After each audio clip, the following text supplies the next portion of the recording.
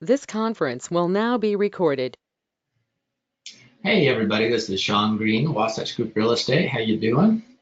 Hey, wanted to touch base with another unique tool we offer to our agents and that often are used by our agents to represent buyers and sellers. And just a quick reminder, we buy a lot of rental properties and flip properties. So if you run across a good deal, please don't hesitate to bring it to us. We'd sure love to have you represent us. And we're also looking to bring over agents to Wasatch Group to buy and sell homes.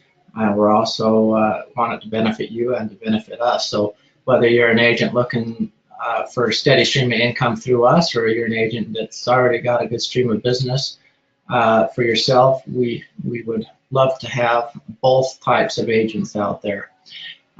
The tool that I wanted to talk about today is going to interest a lot of our investor agents and clients. It's a tool that we use for the trustee sale, so buying at trustee sale down at the courthouse. It's also useful when we're buying properties off of Zome or auction.com. Anytime that the property is occupied and we cannot see it prior to making an offer, or I guess better said, we cannot go into the property prior to making an offer. We are able to do quite a bit of due diligence. As you know, we can look at the MLS and we can say, okay, in 2015 when it was last listed, it had this, this, and this. If we can't get anything off the MLS, then we have to wing it just a little bit more. But what we have here is what I call the trustee sale renovation cost calculator.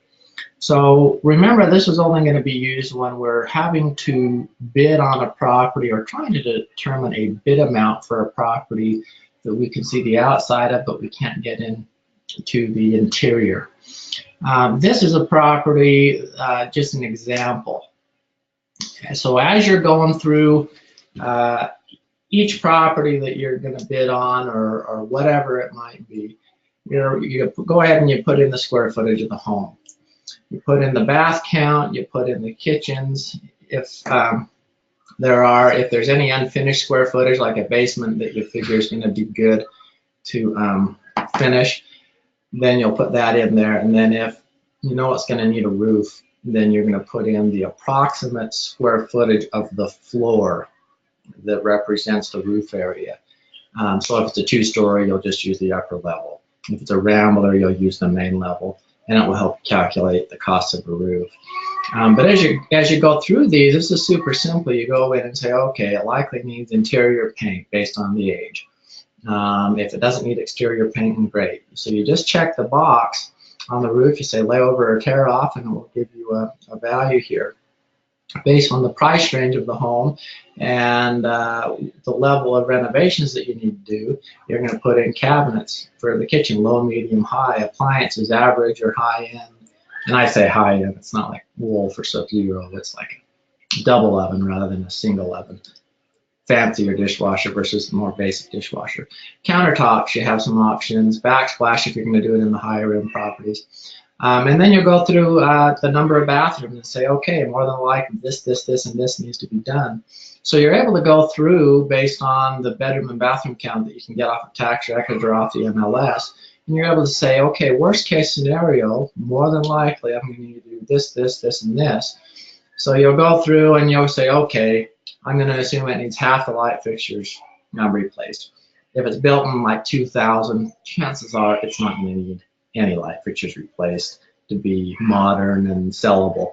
If it's an older home, you want to replace them all, and you figure it's outdated. So there's a lot of assumptions here, but it helps us determine a more accurate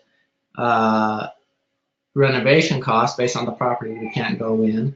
And then we'll say, okay, if we need a furnace or AC, water heater, whatever those assumptions are. Also, depending on the level of the renovation, really basic renovations, we do almost all carpet and very little hardwood or laminate. In the higher end ones, so like a 90-10, 90% carpet, 10% laminate, In the higher end homes, we do an 80-20. In the $600,000-$700,000 homes, we do a 70-30. And then we can go a normal finish or a real fancy or a fancier type finish. But anyway, you can see how this works, and as you go through it, you're able to get a total for the renovation cost. In this particular case, we came up to just under $14,500, and then we're able to use this into our flip profit calculator and say, okay, if the resale is this and my renovation costs this, then I can afford to offer X on the property. And that's what's so nice about that renovation calculator. I've showed that, or that flip profit calculator, I've showed that in a previous video. If you haven't seen that, why don't you shoot me an email and I can send it over to you. But it will take the information you got from this spreadsheet and be able to say, okay, the maximum offer price you can offer based on your minimum acceptable percentage profit is X. So it works out really well that way. So anyway, thanks for your time. I hope this has been a useful video. If you have any more questions on the trustee sale process or some of the systems we have in place to purchase there, feel free to give me a buzz. 801-808-9164. Thanks.